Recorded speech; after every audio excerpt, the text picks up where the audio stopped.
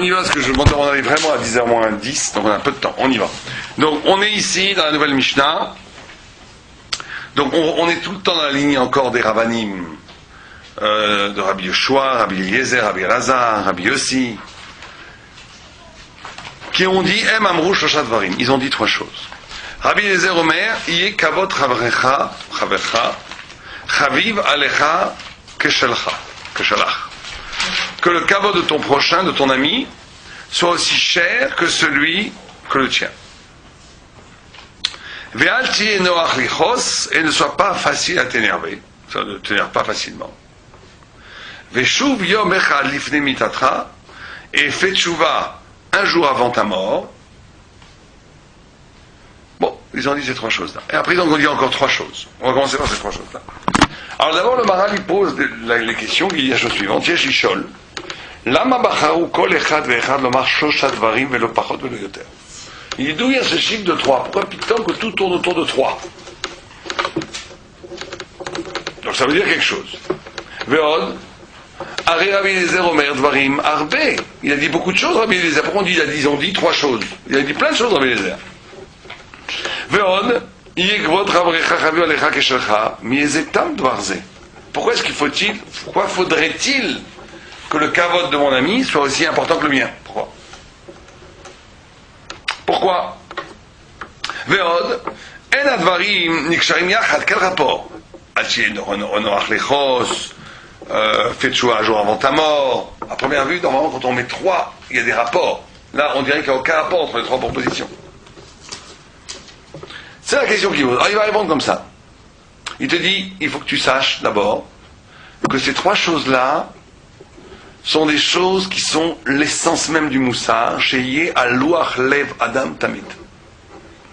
Qui soit sur le cœur, inscrit dans le cœur de l'homme, toujours. Oh, toujours. Ça c'est pour le mariage. C'est un mariage dimanche.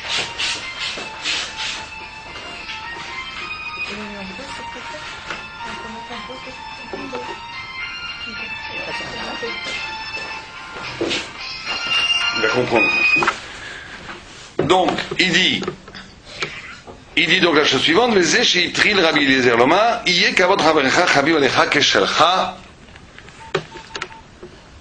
dis à moi 20, je dis de m'appeler à moi 20.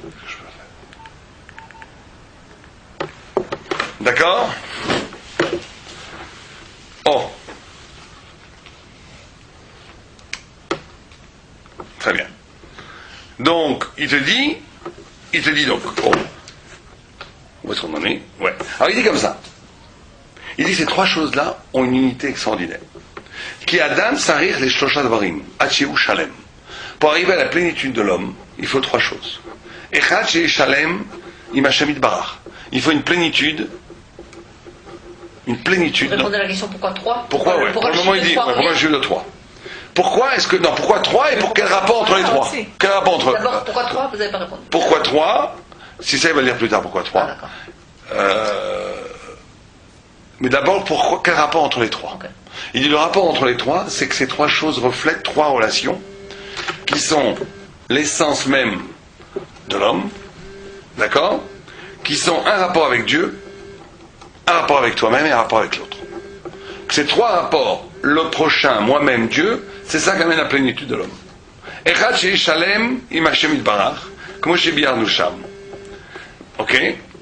Ve'asheni shei shalem im zulato, ve'agimel shei shalem be'atzmo. Ve'im eno shalem be'atzmo u bal chisaron. Ok? Donc il te dit que ces trois choses, ne pas mettre en colère sur son rapport à soi-même. C'est là où on va, la colère, le ressentiment, on va essayer d'expliquer un tout petit peu ce que c'est que tout ça, c'est une non-plénitude avec soi-même. Le ne pas avoir de souci du kavod de son prochain, c'est ça l'essence même du manque du rapport à l'autre. Et de ne pas faire tchouva un jour avant sa mort, c'est ça l'essence même du non-rapport à Dieu. Vous comprenez jusqu'à où ça va? Donc il va falloir expliquer pourquoi c'est comme ça. Alors il explique la chose que ça. Il te dit que le kavod de l'autre, que l'homme et ça on l'a très souvent nous dit avec nos mots à nous, mais lui le dit avec d'autres mots, mais c'est pareil. Il te dit, en quoi il te dit d'essayer Shalem Beatzmo. Non, on a vu ça. Et donc il te dit, qu'est-ce que c'est la notion du kavod? Que le kavod de l'autre soit aussi important pour toi, Ken. Il te dit, c'est parce que, là encore, l'essence de l'humain, c'est d'être pour l'autre. L'essence de l'homme, c'est d'être pour l'autre.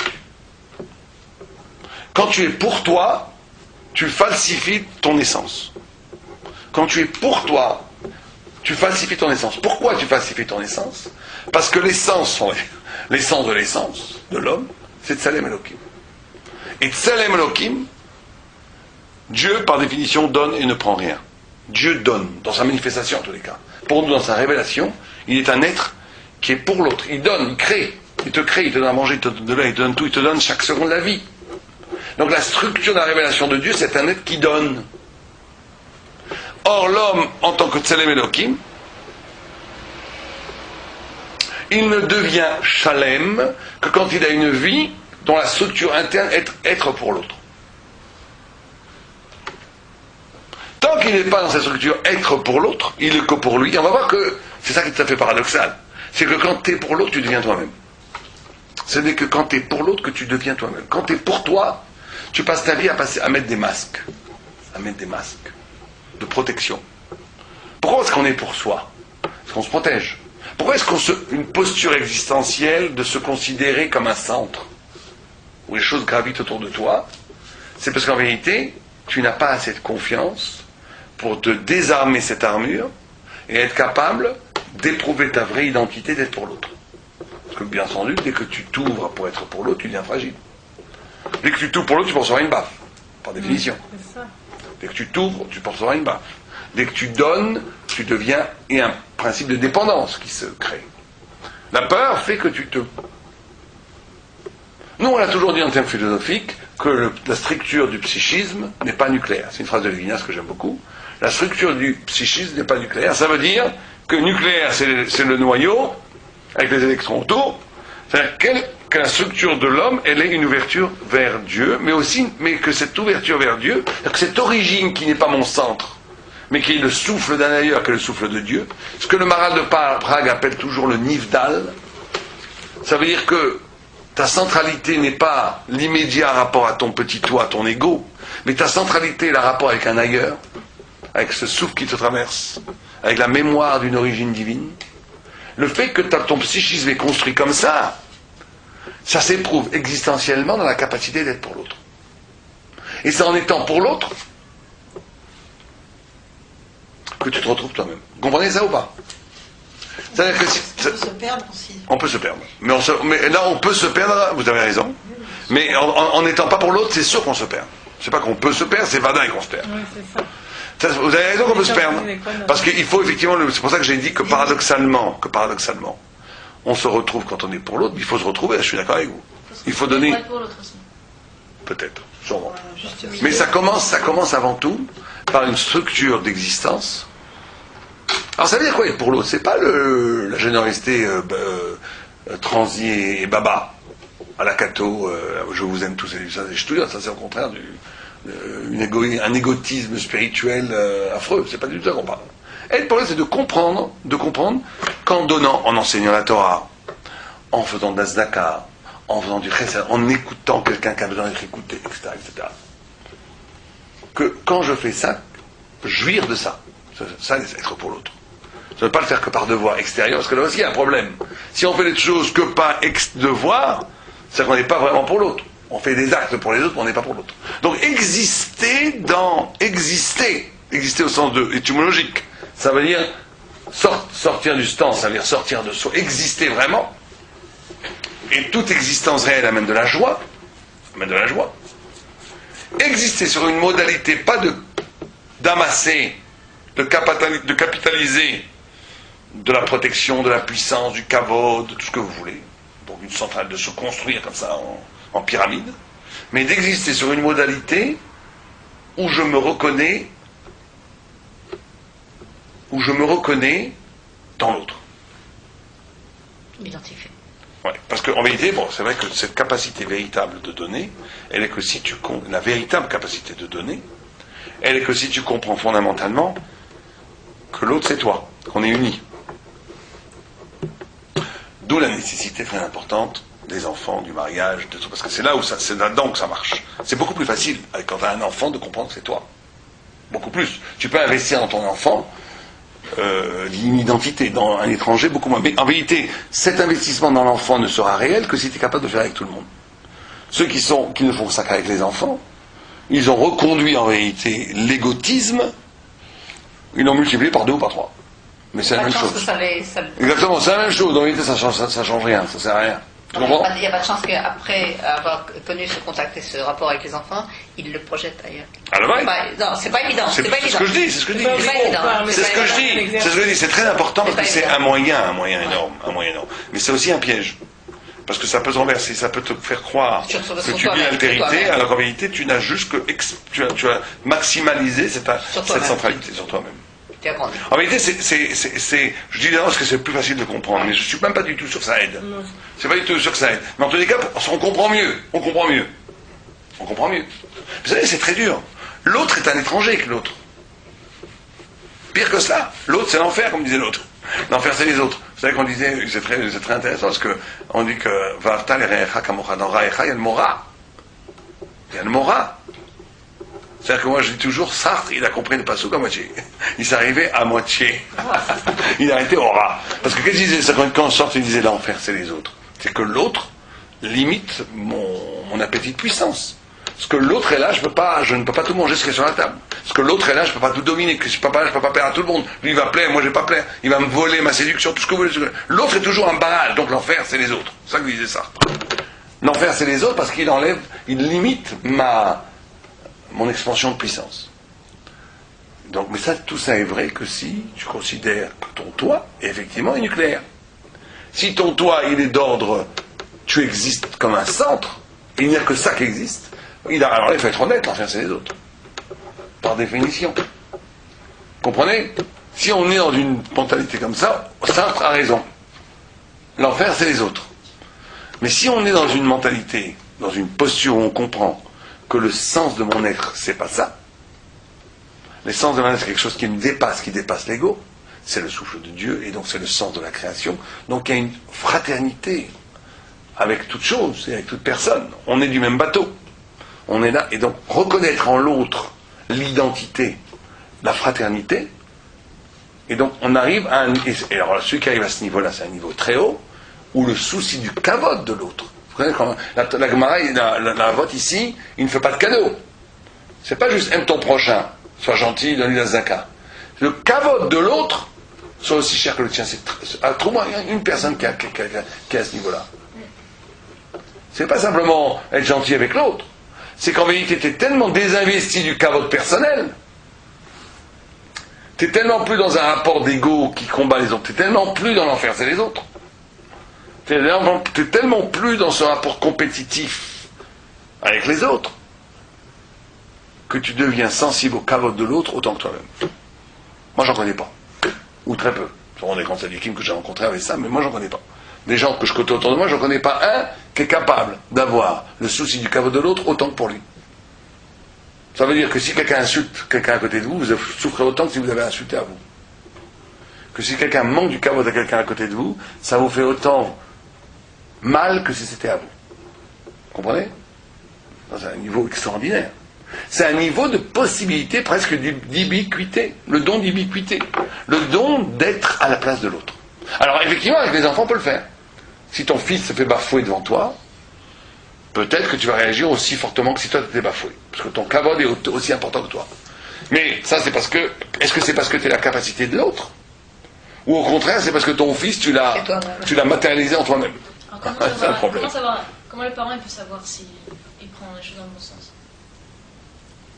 Si pour lui, l'enfant, c'est... Donc ça va dans ce sens de la Mishnah ou bien dans le sens de l'ego ?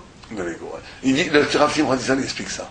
Il dit que c'est très intéressant, il dit que par rapport à ton prochain, la Torah, elle dit toujours plein de choses matérielles. Occupe-toi de son âne, lève-lui des choses qui sont tombées par terre, aide-le à faire son chant et tout. Et une seule fois, on s'occupe de son âme. On s'occupe de son âme beaucoup plus que de son âme. C'est Ochia Tochia et Amitera. Une fois, un seul pasouk. Alors qu'il y a plein de pasouks, qui, eux, parlent de la matérialité. Et un pasouk qui parle de la spiritualité. Il dit pourquoi? Parce que, la fameuse phrase de Rav Simon, il dit parce que la matérialité de l'autre, c'est ta spiritualité. Parce qu'en vérité, ta spiritualité, c'est t'occuper de ta matérialité de l'autre. Son âme, il va s'en occuper tout seul. Lui faire de la morale ta journée, c'est très facile. Ouvrir ton portefeuille, lui donner un billet de 500, de 200 shekels, c'est beaucoup plus difficile. Que de lui faire la grande morale, il faut devenir tzaddik. Donne-lui ton argent, donne-lui de ton temps, aide-le avec son âme. Sa matérialité, c'est ta spiritualité. Occupe-toi de sa gashmiot et occupe-toi Voilà, de sa rouchaniot. exactement. Et même quelqu'un de méchant disait, moi je dis aujourd'hui que c'est celui qui s'occupe, et la spiritualité de l'autre, c'est ta matérialité. Il disait, Rav Shimon n'a pas dit ça. Il voulait dire que quand tu fais du moussard aux gens, ça veut dire qu'en vérité, t'as un gros problème. C'est ton problème. Tu fais du moussard aux gens, c'est ta matérialité. Bon, je sais pas si c'est. On va parler à Tkedeka, parce qu'il y a quand même un passou qui dit Ochia, Tochia et Amitera. Mais lui, il disait qu'aujourd'hui, des gens qui font du moussard aux gens, c'est toujours très très louche. Bon, c'est pas important. Mais, alors, Rav Razo, il dit, mais ça, c'est marrant que ça, c'est par rapport au prochain. Par rapport au fils, c'est exactement le contraire. La Torah ne te dit jamais nourris ton fils. Aide-le avec son âne. Parce que ça, c'est pas shoot. C'est sûr que tu vas le donner de façon naturelle, tu vas lui donner. Par contre, Ochia, Tochia. Le frapper. Pas le frapper, bon, ça fait faire attention. Un vol-but, on ne fera plus les enfants. Mais le souci de se oui, exactement. Avoir cette dureté, cette exigence. C'est une spirituelle, hein, pas sociale. Pas de réussir à devenir médecin. Cette exigence spirituelle. Ça veut dire d'avoir l'amour de la Torah et de Dieu, que tu veux que cet enfant soit dans le. Ça prouve que tu as un rapport, justement. C'est ça qui prouve. C'est comme ça que quelqu'un peut voir si son rapport à l'enfant est un rapport d'ouverture où l'autre c'est moi, mais pas moi en termes d'ego, mais en termes on fait partie d'un même projet divin. Alors là, c'est très bien là. Dans ce cas-là, il n'y a pas de problème de continuer avec l'autre, c'est moi. Même s'il y a une jouissance et une grande simra de ça. Mais spirituellement, il peut y avoir un problème d'ego. Bon, ça c'est possible. Ça c'est la perversion moderne fait qu'on peut aujourd'hui, ça c'est le grand problème. Bon, je ne veux pas trop parler. C'est qu'aujourd'hui, on peut faire une carrière dans la Torah, d'accord. Alors dans ce cas-là, on est mal barré. Vous avez raison. Là, on ne peut plus tellement voir. Là, c'est donc il n'y a que ce que Dieu qui voit à l'intérieur. Non, même si c'est pas niveau carrière. Alors c'est au niveau quoi? Sinon, c'est au niveau spirituel, c'est très bien. C'est pas grave que tu aies la joie que ton fils devienne Talmid Chacham, c'est magnifique, c'est très bien, c'est tout à fait respectable, c'est même plus que ça, c'est même souhaitable. Mais il faut que ça soit dans le monde de la Torah. D'avoir une simcha et même une gahava, que ton fils soit un Talmid Chacham et un tzaddik, c'est tout à fait louable, il n'y a aucun problème avec ça. Bon, on n'est pas des inhumains. Plus que ça, même si je ne vois pas pourquoi il n'y a rien de mal. Là, c'est un ego positif, on va dire presque. Parce que de toute façon, parce que ce qui soutient cette fierté, c'est quelque chose de l'ordre divin. Alors là où ça peut se poser le problème, effectivement, si on traduit le monde de la Torah en termes de socialité, de réussite dans les yeshivot, de réussite des drames, là bien entendu, c'est pareil, c'est comme si on est dans le monde de l'ego, dans le monde de. Mais par contre, avoir la simra que ton enfant devienne un Talmid Chacham, même si c'est pas les me'achuz et Shem Shamaim, c'est un levaï. C'est pas grave. Dans la mesure où c'est fondamentalement les Shem Shamaim.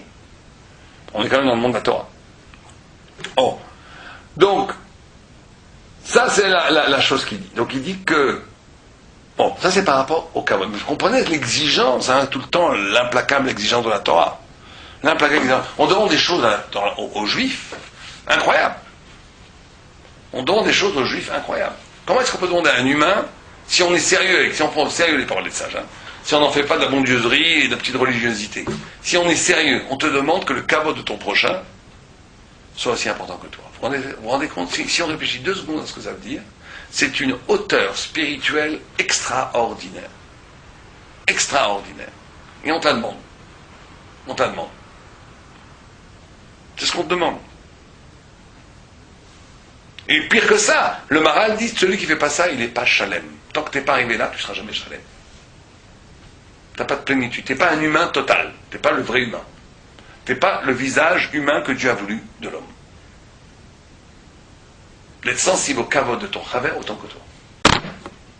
Alors, c'est le maximum. Alors, il faut essayer, nous, un petit peu quand même, d'être sensible à l'autre, sensible à son kavod, désirer, essayer de ne pas rentrer dans des processus de compétitif d'ego. Parce que vous savez que ça, le Tzara, il est très fort, il se repose jamais, le Tzara. Il n'arrête pas. C'est-à-dire que dès qu'il y a réussite dans la Torah, le Yetzirah va tout faire pour traduire ça en termes de... Au point, moi je vois des rabbinim qui se regardent de savoir qui c'est qui a le plus de chiour, des choses incroyables. Alors, je ne veux pas parler en public, mais il y a des choses qui sont affreuses. Il y avait une fois un Rosh Yeshiva pourtant, voyez. Bon, de petite envergure, on va dire, de petite envergure, dont tout le problème dans la vie, c'était quoi? Qu'il avait un Maggid Shiur, où tous les Bachorim allaient toujours parler au Maggid Shiur plus que lui. Ça le rendait fou. On est comment on peut se gâcher la vie? Il a une yeshiva, attention à la Torah, t'as un srout extraordinaire, t'as un Shalech Hashem, t'as un Eved Hashem, t'as embauché un Shar Tzibou, un Maggid Shiur, qui donne des cours. Peut-être qu'il est un tout petit peu plus brillant que toi, et que les Bachorim l'aiment plus, et qu'il est plus Chevremen, et que ça va mieux pour lui que pour toi. Et alors c'est facile à dire, mais si on le vit, c'est pas du tout évident que moi qui est en train de vous dire ça en rigolant, que si j'étais à la place du Rosh Hashanah, je ne serais pas exactement comme lui. Je ne suis pas prêt du tout à Paris, je ne serais pas comme lui. C'est-à-dire que le mec, il voyait qu'il donnait son chiour, tu avais 2 personnes qui venaient le voir pour lui poser des questions. Le Maggid Shiur donnait un chiour, tu avais 15, 20, 30 personnes qui venaient le voir. Et le soir, la nuit, c'est à ça qu'il pensait dans son lit, ça le rendait fou. Il gâchait sa vie. Ça a gâché sa vie. Vous vous rendez compte? Et c'est pas évident que nous, dans la même situation, on ne soit pas exactement pareil. Pas du tout évident. Parce qu'on est dans une posture existentielle où ce qui nous fait avancer, c'est l'ego, même l'ego, comme vous dites, sublimé ou sanctifié dans la Torah.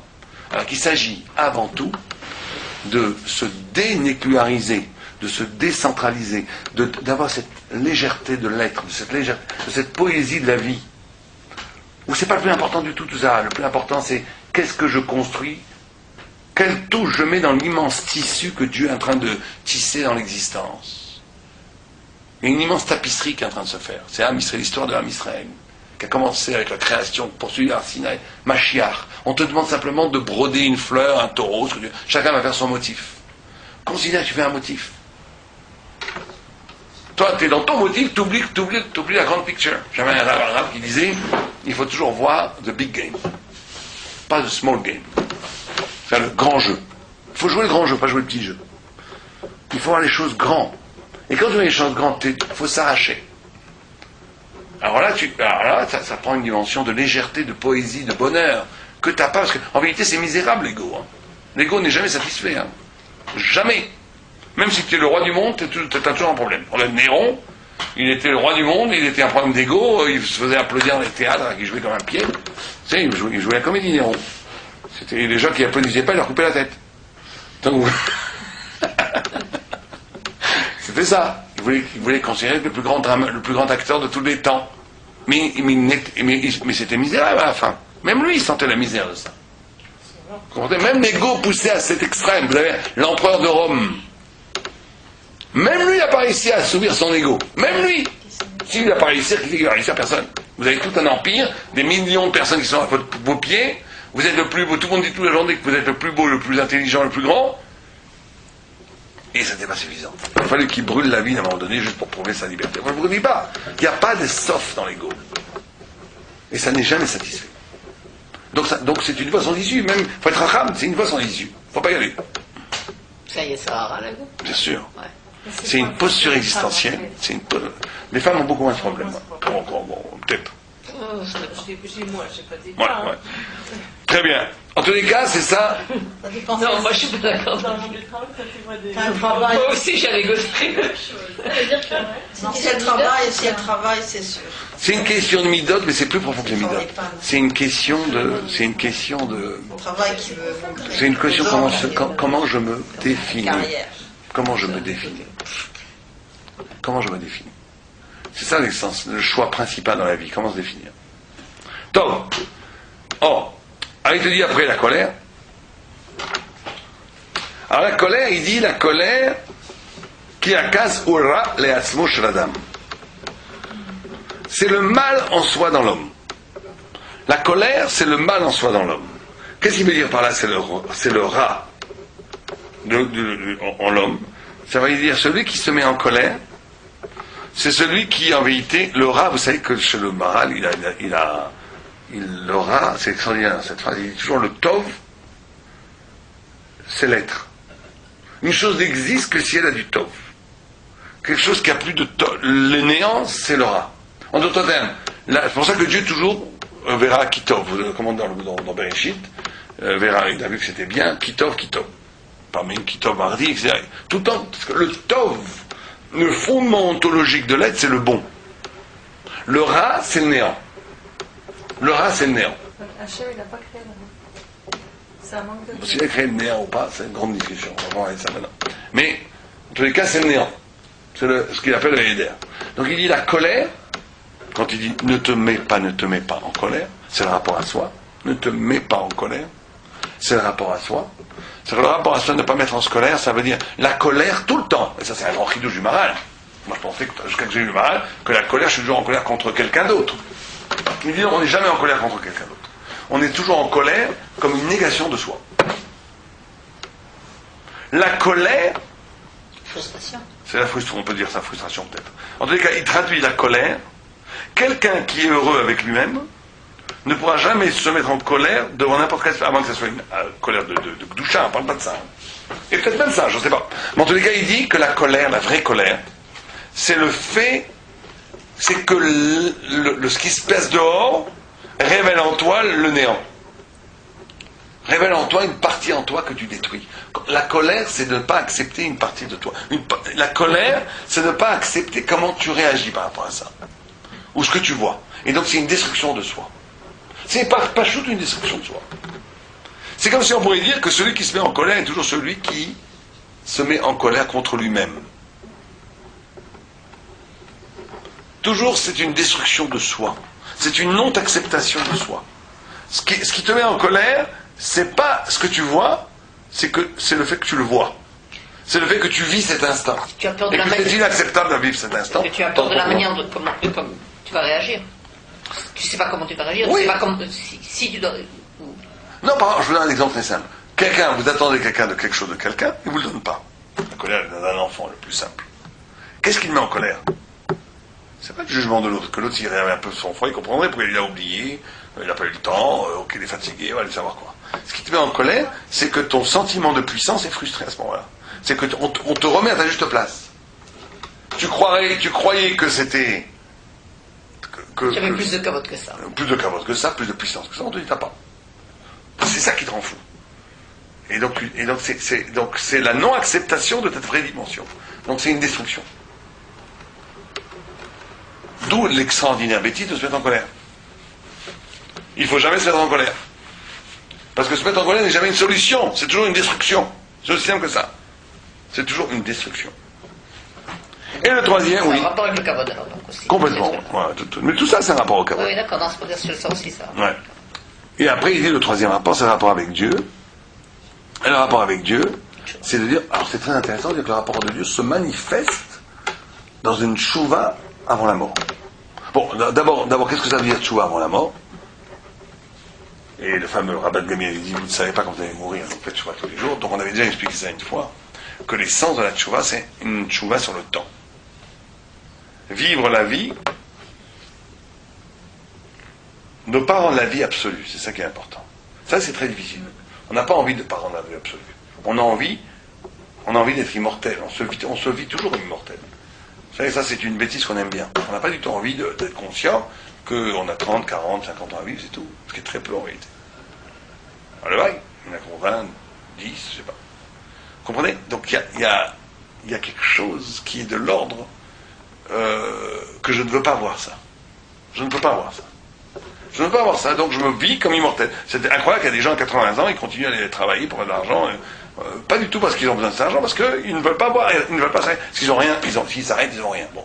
Mais c'est vrai que c'est un peu comme un aberrant qu'on fasse quelque chose qui n'a plus aucun sens à un moment donné. Mais en réalité, c'est pas plus aberrant quand tu le fais à 40 ans qu'à 80 ans. La conscience de la temporalité, c'est la première forme de tchouva. La conscience de temporalité, c'est de comprendre d'abord qu'on est toujours devant la mort. Alors c'est vrai que c'est pas très joyeux. Ça même c'est l'image de Dieu directement. Exactement. Parce que ce qui est l'écran qui fait entre toi et Dieu, mais c'est très difficile de traduire ça en joie. Je vous le dis, ça c'est vrai. C'est très difficile de traduire joyeusement cette idée. Parce que la joie, c'est la vie. La joie, c'est la vie. On n'a pas envie du tout de mourir.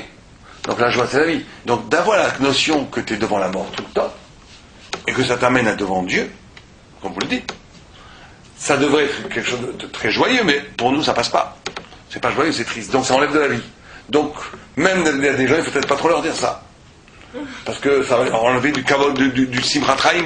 Alors l'essence de la Avodat Hashem, c'est Simchat Chaim. Et la vie, on peut les amener à Dieu. Si.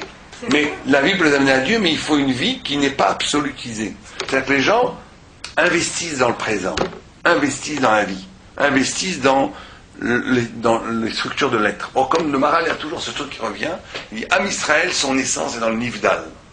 Nivdal, c'est le séparé, quelque chose qui n'est pas dépendant des catégories de l'être.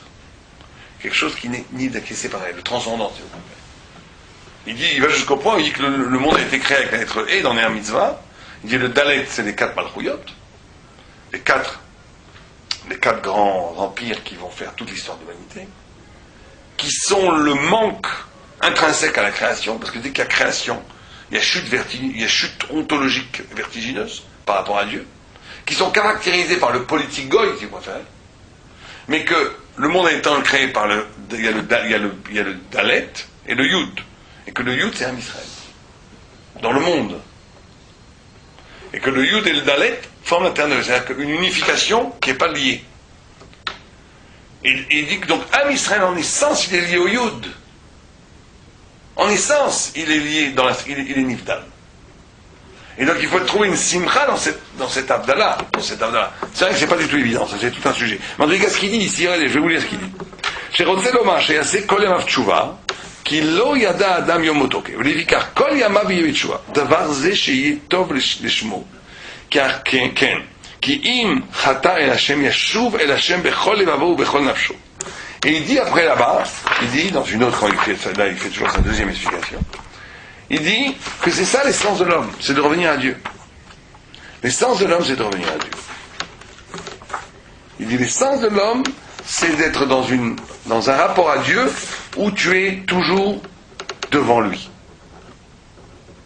Donc ça veut dire que ce qui motive en dernière instance tes actes, tes gestes, ce qui fait que tu parles, ce qui fait que tu vis, ce qui fait que tu manges, ce qui fait que tu existes, c'est la recherche de Dieu. Et ça, il dit que tu ne peux le faire que si tu as cette vision d'avant la mort. La tchouva, d'être avant la mort, ça veut dire cette capacité de ne pas être absorbé par le feu de la vie. Ça ne doit pas être triste, ça, je ne suis pas d'accord avec toi. Je ne dis pas que ça doit être triste, c'est plus difficile de rendre joyeux que d'aller boire un petit cocktail autour d'une petite rivière avec un joli feu de bois. C'est plus facile, l'existence te rend joyeux de façon plus évidente. Il y a quelque chose de monastique presque dans cette vision des choses, de retrait de la vie. Pas forcément. Alors vas-y, ouais. Parce que tu peux faire ce qui est tellement joyeux, boire un cocktail au bord de la mer, avec cette présence-là, c'est pas forcément l'oubli de Dieu d'aller voir un cocktail dans la vie. Ça dépend comment tu fais la chose. Et à mon avis, si tu l'as fait vraiment avec cette conscience-là, à ce moment-là, tu auras et la simcha, bon, je sais pas, oui, je comprends ce que tu dis, mais tu sais, le mélange des deux choses ne fait qu'en vérité de déplacer le problème. Et là, il parle de tchouva sur son lit de mort. C'est pas... Ouais, il dit plus que... Non, mais quand tu sais pas... Sentir à Kadosh Baruch quand tu fais ça va arriver le cocktail complètement. Il dit qu'il béva... Bah oui, c'est évident, on va faire un cocktail. Je te lis ce qu'il dit. C'est vrai. Si tu penses tous les jours à ça tchouva sur son lit de mort... Justement, Une vie à 7, là. C'est une quoi? Une vie à 7. C'est ça le problème, c'est ça que je dis que c'est difficile. C'est vrai que ça fera on a du mal avec ça. Si tu mets en demain, tu vas pas me faire le même choix que... Non, mais c'est c'est là la difficulté que je pose. On est plus habitué à une pensée où on veut voir Dieu dans la vie. Mais lui, c'est pas ce qu'il dit. On va pas non plus transformer le texte. Lui, il dit, voilà, je vous dis ce qu'il dit. Ki bevada ikar hatshuva yom echad kodem mitato, sheyamut betor hatshuva. ולפיקה שהוא לא יודע בזמן שהוא ימות, הוא לא יודע באיזה יום שהוא ימות, וכי לא ידע אדם יום מותו, לפיכך כל ימיו יהיה בתשובה. C'est ce que Aura essaie de dire, mais c'est pas ce qu'il dit. Ta cousine, j'avais juste... C'est peut-être pas évident que si on donne une tumeur demain, tu vas lui prendre un cocktail. אם הוא עשה תשובה בלידתו, צריך שיעשה בתשובה כל ימיו, שימות בתור התשובה, שהוא Pour ימות... les grands tzadikim. Non, mais je crois que c'est tchouva les gamrés, mais je crois qu'il veut dire ici, le Maral il n'est jamais moralisateur, le Maral il dit l'essence des choses. Il veut te dire que l'essence de la tchouva, c'est pas de regretter ses actes. L'essence de la tchouva, c'est d'être capable de se tenir prêt, d'être devant celui qui t'a créé pur. L'essence de la tchouva, c'est la conscience que chaque seconde, Dieu qui est l'essence, qui est le but de ton existence, il peut, à chaque seconde, tu peux le rencontrer. Être prêt. Être prêt à ça. Donc c'est pas forcément mortifère. C'est pas forcément, non, ça veut dire, non, effectivement, alors dans ce cas-là, je peux dire comment je bois le cocktail, Oui. comment je fais les choses, et je peux peut-être les faire de façon que je pourrais exactement, je peux à chaque instant me présenter devant Hachem. C'est un qui est plus Claire. accessible. Chlore. Avoir une vie chlore. C'est un chef plus accessible et quand même intéressant, quand même s'approcher de ça. Ouais. Tout à fait. Non. Que les catégories de l'être ne soient pas l'oubli de cette... Il faut être prêt à rencontrer. Il y a des gens qui vivent comme ça, hein, c'est vrai que c'est des grands... Le Chazonish vivait comme ça. Mais, en fait, il faut vivre à son niveau. Il faut pas se mentir. On va pas sauter comme le Chazonish. Non. Alors, si on a besoin des cocktails, on le vit, mais avec, comme on a dit, une kavana qui est plus sophistiquée, plus raffinée, plus recherchée, plus proche d'une chouva, alors, ce sera chacun avec son niveau. Il a besoin de cocktails, il a besoin de cocktails. Le Chazonish n'avait probablement pas besoin. Il a besoin d'autres choses. Mais je pense que Kadosh Baruch Hu, il attend de toi, quand tu te présentes devant lui, tu ne sois pas un menteur par rapport à ton niveau, tu devrais être qui tu es, d'où tu viens, comment tu évolues, etc. On peut te reprocher que tu as évolué trop lentement. Bon, Tout à fait. Ça veut être, mais avoir quand même cette conscience-là, que la vie sous ses formes, même les plus, ce que tu veux, même plus fantaisistes, même futiles, elle ne doit pas, dans tous les cas, t'enlever la conscience que tu dois être prêt chaque fois d'être devant. Ça, c'est ça qui est important. Maintenant, il nous reste 5 minutes, juste 5-10 minutes. Je veux simplement vous dire, et je ne sais pas pourquoi dans ces derniers textes, le Maral revient, il donne une deuxième interprétation. Comme la dernière fois, là, il revient, il donne une deuxième interprétation. Et là, je vous donne sa deuxième interprétation rapidement. Il dit comme ça. יש לך לדעת, כי מה שאמרו רבי אליעזר, יהיה כבוד חברך חביב עליך כשלך, הוא עניין גדול מאוד. On en a un peu parlé. להביא את האדם לעולם הבא. C'est ça qui amène l'homme au olam haba. Pourquoi? Il explique, alors là, il a une explication surréaliste, magnifique, je trouve. Il te dit, כי כאשר הוא נוהג כבוד בכל אדם נברא בצלם אלוקים. Il dit, parce que chaque homme est créé על צלם אלוקים. כי האדם נברא בצלם אלוקים. ומפני זה ראוי לעולם הבא. כי אין ראוי לאדם עולם הבא רק בשביל צלם אלוקים שיש בו, אשר הוא לאדם מן העליונים. כן? כדכתיב, ונעשה אדם בצלמנו כדמוסנו. ומפני זה ראוי לאדם לחיי עולם הבא. לפיכך אמר, כאשר תהיה נזהרים בכבוד חבריכם, זה מצד שנברא בצלם אלוקים, לכך יהיה לכם עולם הבא, ולא תהיו חס ושלום מבזבזים את הצלם, שזה תלוי לעולם הבא. Alors là, il donne une dimension nouvelle. Il dit que le kavod des autres, c'est cette capacité de vivre dans ce monde-ci, comme déjà un préambule, un avant-goût de la balade qu'on va avoir en Olam Haba. Il dit que l'autre, le prochain, est une Tselem Elokim. Et que l'autre doit être pour toi, ce qu'il te dit, il te dit quelqu'un qui n'est pas capable de respecter le Tselem Elokim qui est chez l'autre, c'est-à-dire qu'il n'est pas capable de respecter la divinité qui est chez l'autre. C'est-à-dire qu'il est insensible à cette dimension de transcendance absolue, ce qui fait qu'il n'a plus de Olam Haba. Et que celui qui s'habitue à vivre, à voir dans chaque visage de l'autre un reflet de la divinité, alors il s'est habitué à vivre toute sa vie. Tiens, réponds, je crois que c'est les enfants. Il s'est habitué à vivre, pour vite fait, qui s'est habitué à vivre toute sa vie. Allô? Dans une dimension qui le rend chaya du Olam Haba. Ça c'est à moi là. Vous comprenez qu'il le rend chaya du Olam Haba. C'est comme une prépodétique, c'est comme se préparer ici dans l'Olam Hazé, dans un rapport aux autres qui dépasse la chair ou la présence ou ce que vous voulez, et qui est le rapport au Tselem. Et il dit que c'est cette habitude, c'est quand on vit comme ça ici, qu'on est un Ben Olam Haba. Et que celui qui met vasé l'autre, sans s'en rendre compte, il a tissé un rapport au monde où il a nié la divinité dans son rapport à l'autre, ce qui le rend absolument incapable de rentrer là-bas. Tu vois comment il a renversé le problème? Il nous avait dit là-bas que le kavod de l'autre, il nous avait dit en termes moussariques. Oui. Un arrachement de soi-même, que la structure de l'homme n'est pas nucléaire, etc. Ça, c'était le niveau devenir soi-même par l'autre. Mais là, il ne dit pas ça. Il ne dit pas de devenir soi-même par l'autre.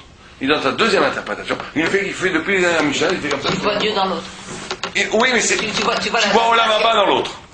C'est-à-dire que l'autre, le rapport à l'autre, c'est la capacité de vivre un rapport aux autres qui déjà est une préparation à Olam Haba. Indispensable pour avoir l'Olam Haba. Dans le kavod du Tselem.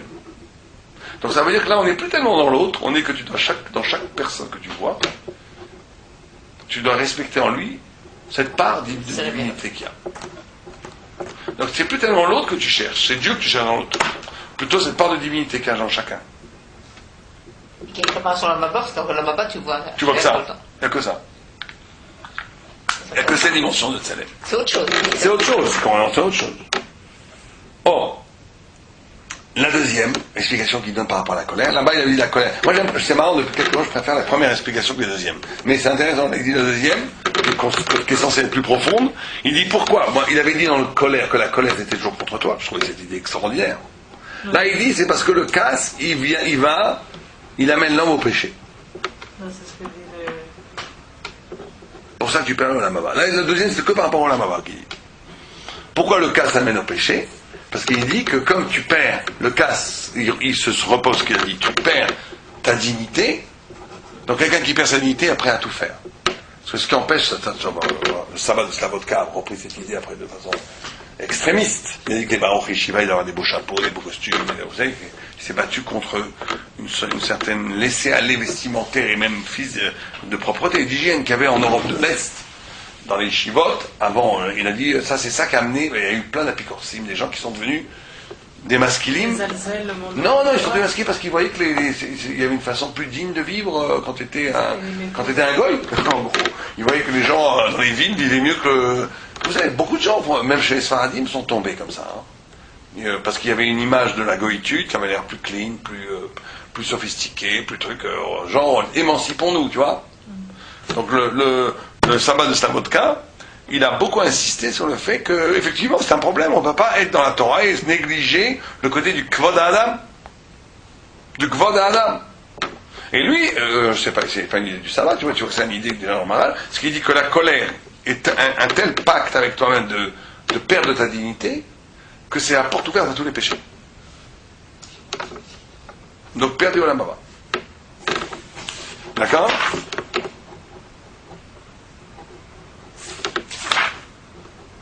Et il dit que faire tchouva, la notion de faire tchouva, juste avant ta mort, c'est que, encore une fois, c'est sa dernière explication qui lui dit, c'est il faut voir ça comme une ashlama, comme une préparation à la maba. Tout ça, elle est beaucoup plus mystique, cette deuxième. Ouais, c'est qu'il dit que tout est par rapport à la maba, c'est que la tchouva elle-même, c'est pas par, il veut dire là, c'est pas par rapport à un péché que tu as fait. Que la tchouva, c'est une ashlama. C'est une façon de te perfectionner pour avoir la maba. Voilà, on a vu assez rapidement. Il ne pourquoi il y a trois choses chaque fois. Il est vrai. Non. Oh, alors il le dit ça, pourquoi? En deux mots, c'est ça. Alors là, il dit, c'est extraordinaire comme il dit, parce qu'il dit dans l'homme, il y a trois dimensions. Il y a une dimension sechel, une dimension nafshit, et une dimension physique, corporelle. Il explique les trois dimensions de façon remarquable.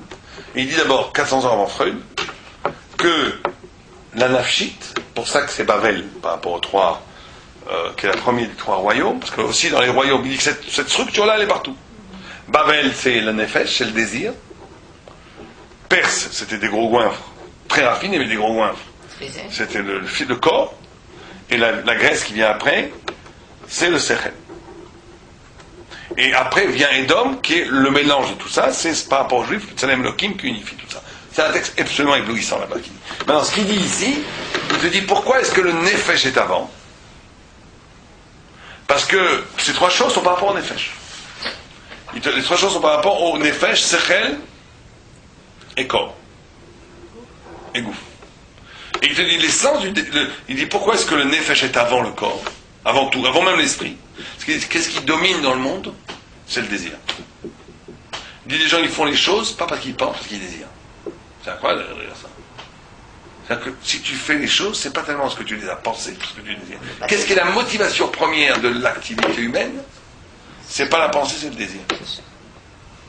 Simplement, le désir, alors il est bon, on n'a pas le temps d'en parler, mais le désir, c'est cette façon de se projeter hors de soi.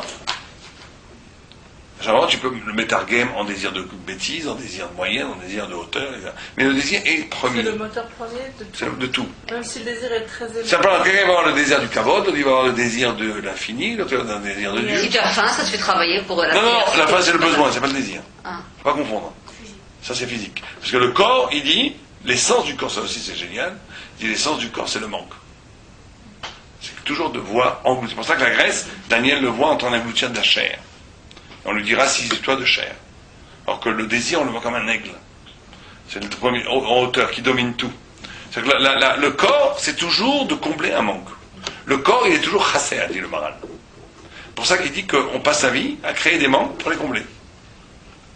Les gens, ils vont se mettre à fumer. Inconsciemment, pourquoi ils se mettent à fumer? Parce qu'ils veulent se créer un manque. Qu'on va en remplacer en fumant la cigarette, qu'on va combler. Et c'est ça qui va être la modalité d'existence, combler des manques.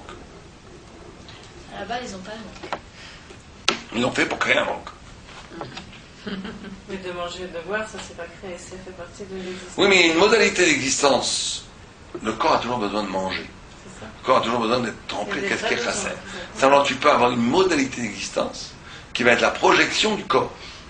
Donc, toutes les relations humaines avec le corps, il y a des gens qui s'engueulent avec leur femme. Pourquoi? Pour avoir la réconciliation après. Ils ne peuvent pas avoir de rapport avec l'autre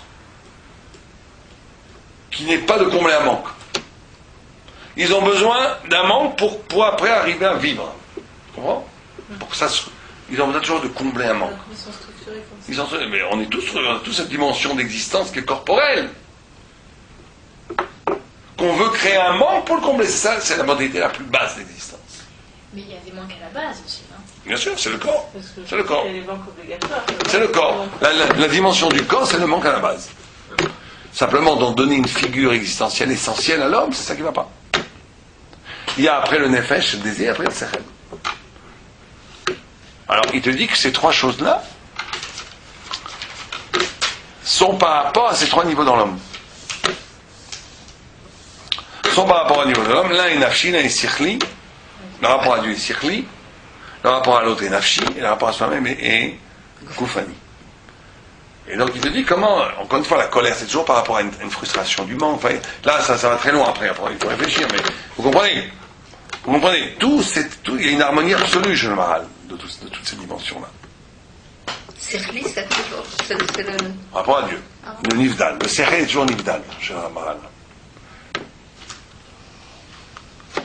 Le Sechel est toujours Nivdal, toujours séparé.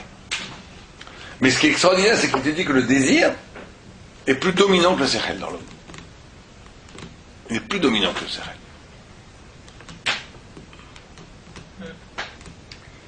Il est cholet de plus. Oui. On a fini? Des questions? Très bien. Alors, ce qu'on fait, là, on va en France, donc on n'aura pas de cours avant au moins 3 semaines. Donc, on verra plus tard comment on fera ça. Donc, on a à peine commencé et on arrête. Lundi? On prend lundi, Non, lundi, je peux pas.